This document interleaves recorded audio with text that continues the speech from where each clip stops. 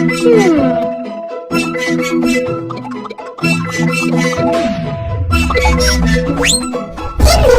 के दो भाई रसगुल्ले की हुई लड़ाई। चुन्नू बोला मैं खाऊंगा, मुन्नू बोला मैं खाऊंगा।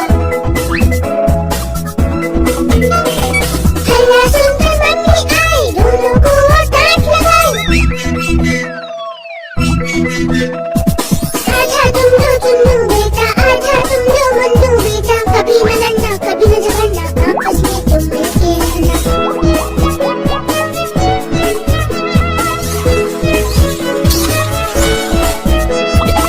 चुन्नू मुन्नू के दो भाई खिलौने से हुई लड़ाई।